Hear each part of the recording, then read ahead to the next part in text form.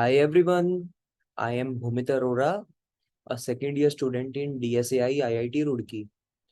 So through this video, I'll try to explain you the topic image reconstruction techniques. This is also the part of our course Applied Linear Algebra. So let's start.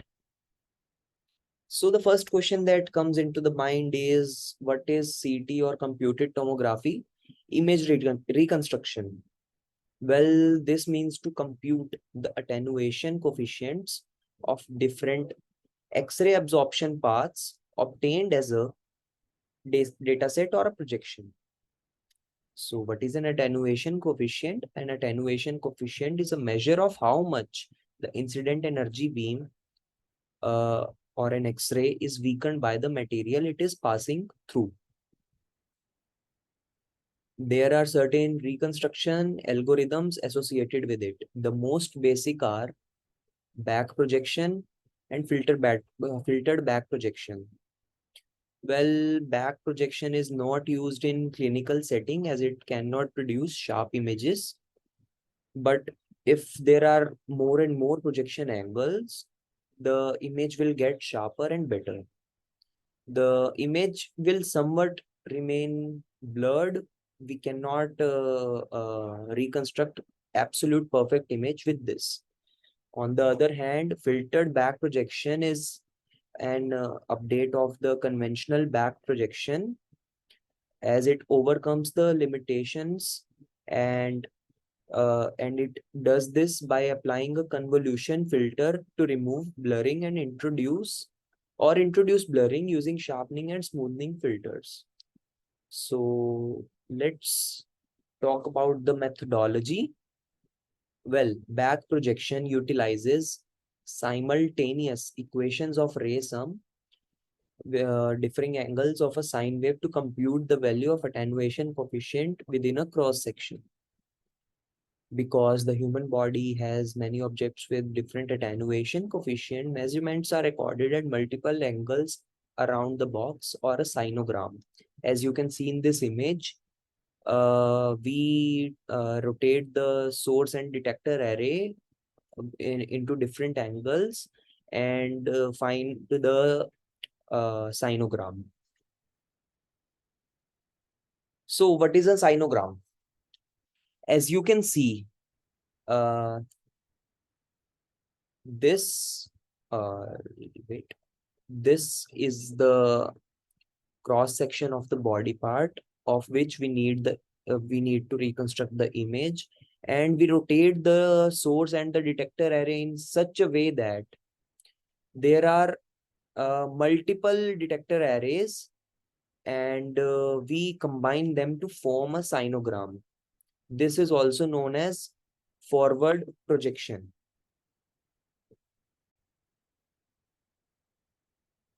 So we have seen a lot of definitions till now. So let me explain you a little bit what is happening here. So let's move on to the whiteboard. Okay. तो जैसे कि हम देख सकते हैं यहाँ पे हमारे पास एक cross section of a body part है. हमें इसकी इमेज रिकंस्ट्रक्ट करनी है, तो कैसे कर सकते हैं? हम नेक्ड आई से तो अपनी बॉडी के अंदर देख नहीं सकते. तो हम क्या करेंगे?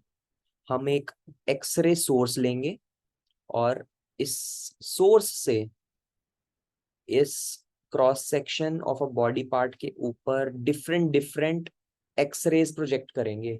और यहाँ पर हमारे पास एक डिटेक्टर एरे रहेगा जो कि ये इनकमिंग एक्सरे जो रेज हैं इनकी इंटेंसिटी नोट करेगा.